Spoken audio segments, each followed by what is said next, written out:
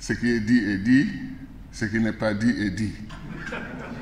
Donc, nous avons déjà entendu l'essentiel, mais comme vous me connaissez, quand on parle de l'intégration africaine, j'ai toujours envie de dire quelque chose. Et je vais aller très vite. Le grand philosophe Albert Camus disait que mal nommer les choses, c'est augmenter les malheurs du monde. Mal nommer les choses, c'est augmenter les malheurs du monde. Ça veut dire quoi? Ça veut dire que nous devons prendre notre courage à deux mains et nous poser la question de l'intégration africaine. Est-elle menée de façon correcte, de façon sincère? Est-ce que tous nos États jouent le jeu? Est-ce que tous nos mécanismes opèrent comme on le souhaitait? Pourquoi après, en 2023, on aura fait 60 ans d'intégration africaine? Le résultat, c'est 14, 16%, 20% d'échanges commerciaux entre les Africains. C'est inacceptable. Il y a quelque chose qui ne marche pas dans la mécanique, dans la machine. Il y a quelque chose qui ne fonctionne pas. Un grand Africain qui voulait l'unité de l'Afrique et l'intégration de nos pays, le professeur Cheikh Anta Diop, en 1975, disait que nos leaders, nos dirigeants, étaient encore une fois en train de s'engager dans la mauvaise voie, en ne comprenant pas que des États qui prétendent être indépendants et souverains, si ces États décident de travailler à l'intégration, leur premier défi, c'est de régler la question de l'union politique. Si nous étions politiquement unis au sein de la CEDEAO, l'intégration de la CEDEAO serait réglée depuis très très longtemps, depuis des décennies. Mais nous mettons en place des mécanismes à n'en plus finir, des machines d'une lourdeur extraordinaire, juste pour éviter la question de l'union politique. Et ce débat nous rattrape. On a tout essayé, le plan de Lagos, le traité d'Abuja, la vision et la mission de l'Union africaine. Après, on est parti sur le NEPAD. Ensuite, on est parti sur les plans émergents. Sénégal 2035, Côte d'Ivoire 2020, Gabon 2025, Guinée 2030, etc. Et le grand chapeau maintenant, c'est quand l'Union africaine nous propose l'agenda 2063. Est-ce que franchement vous pensez que les Africains peuvent attendre 2063 pour voir la résolution des problèmes du continent? Est-ce que la jeunesse africaine dont nous parlons ici peut attendre 2063 pour voir en réalité un paradis qu'on nous promet en 2063? Parce qu'en 2063, il n'y aura plus aucun Africain malheureux. Tous les Africains ont une voiture, ils ont de l'électricité, ils ont de l'eau, tous les problèmes du monde sont réglés. Comme disait un ami économiste, au lieu d'attendre de mourir pour aller au paradis, il faut juste venir en Afrique et être au paradis, parce qu'il y aura tout. Ce n'est pas bien. La vérité, c'est qu'il faut que nos dirigeants soient en phase avec les aspirations de nos populations.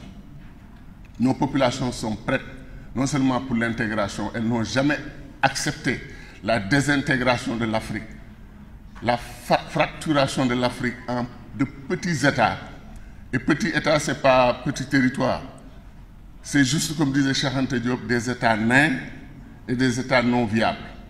Des États qui ne sont pas capables de garantir leur souveraineté alimentaire, leur souveraineté militaire, leur souveraineté économique, leur souveraineté en matière d'éducation, en matière de santé. Et la preuve a été donnée. Quand la pandémie est tombée sur l'Afrique,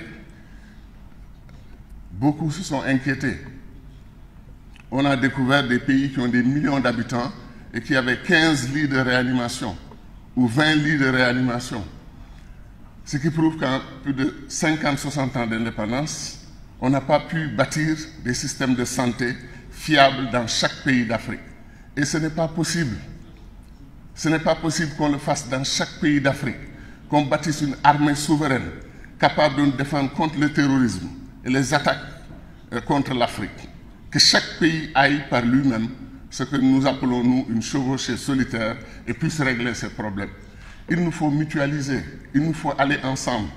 Il nous faut comprendre qu'il faut bâtir de grands blocs, de grands ensembles. Et nous perdons du temps à vouloir coûte que coûte, chacun dans son coin, bâtir un État fort.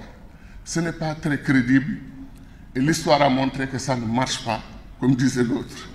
Ça ne marche pas, ça n'a pas marché et ça ne marchera jamais. Donc, le verdict de l'histoire est clair.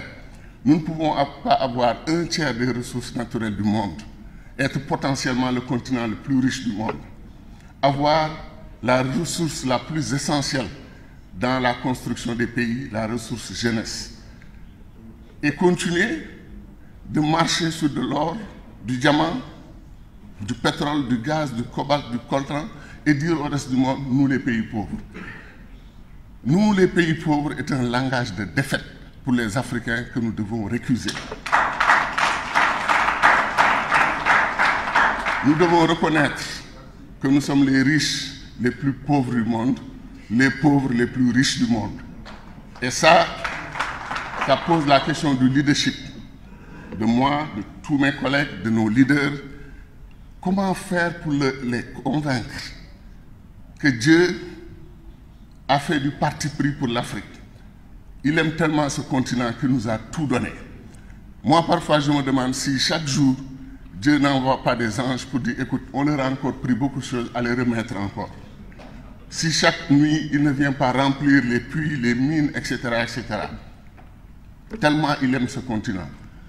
Donc, notre débat, c'est quoi?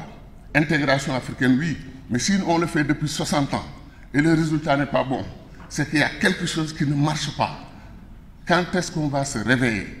Et il faut éviter le réveil brutal. C'est quand les jeunesses africaines qui vont mourir dans la mer, qui vont mourir dans le Sahara, décident dans leur propre pays maintenant de déferler dans leur pays et de trouver une solution. Le temps de la rupture a sonné. L'Afrique souffre. L'Afrique souffre. L'Afrique souffre. Et il me fait mal, moi, d'entendre à 6 h du matin sur les radios internationales qu'on a massacré 53 gendarmes au Burkina Faso. On tue 2 militaires en France ou en Amérique. C'est le président de la République qui va à l'aéroport pour accueillir les corps.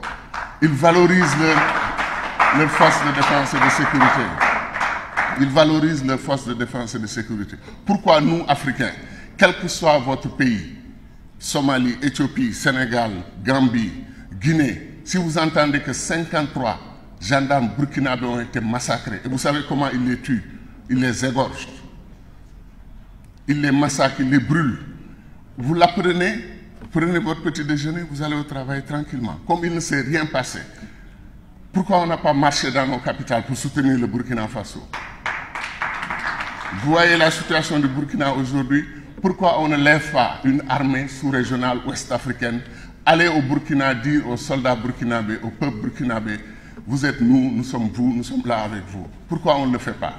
Chacun attend qu'on vienne l'attaquer dans son pays, qu'on tue au Niger, qu'on tue au Tchad, qu'on tue au Mali.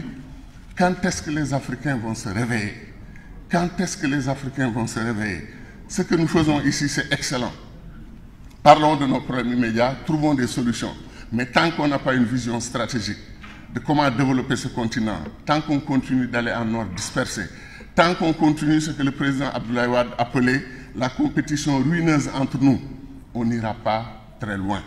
Pendant ce temps, la Chine, l'Inde, qui étaient aussi pauvres que nous, sont aujourd'hui candidats à la puissance mondiale.